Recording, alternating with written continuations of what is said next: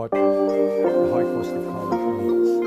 What does it mean? Who can tell me? Yeah. I've had my father sit down with me every semester and say to me, I'm not sure if we're going to be able to get the money to send you to school next semester. It was a perpetual fear that I wouldn't be able to finish my degree, but I'd still be stuck with all of the debt accumulated.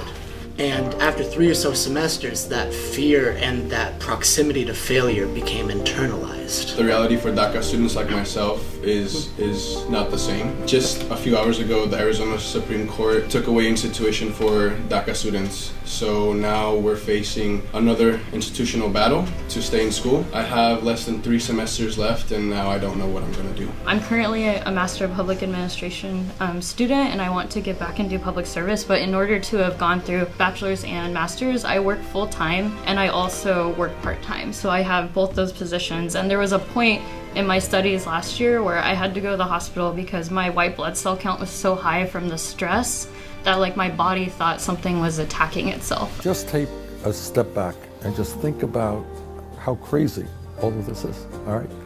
You are not living in a poor country. You are living in the wealthiest country in the history of the world. And any sensible country wants its young people not to have to deal with the incredible stress that you guys are dealing with, but to get the full experience and to be as prepared as you can be when you get out into the real world. That's what we need from you, not to get sick or not to deal with the enormous anxiety, not to mention the DACA situation. If you were going to college in Germany right now, how much debt would you have when you graduated college? 0. In fact, there are American students going to Germany and getting a free higher education. So other countries understand the importance of making education available to all people and not saddling them with enormous debt. And that's what we're trying to do. I come from a military background. My parents are both in the military. So I was technically first generation to go to an actual college. Even with the GI Bill, though, between the cost of 2 kids, we weren't able to pay for a full out-of-state tuition at UMass, which right now is about $44,000 a year. So how much? $44,000 a year. At UMass? Yes. Wow. Yes, with all the cost and fees.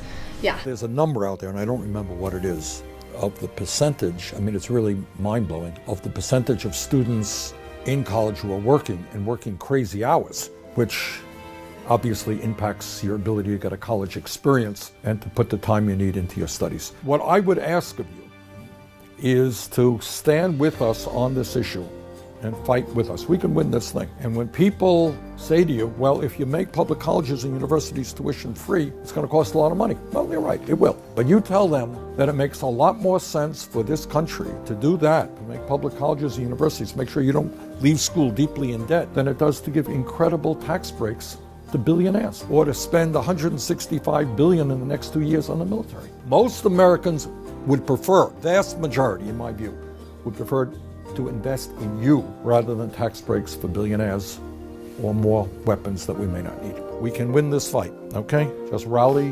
your friends and colleagues all across the country, okay? All right, I gotta run, but all right. Anyone want to do a photograph here? Should we do one together? Okay. Why don't we all get together and see if we can do that?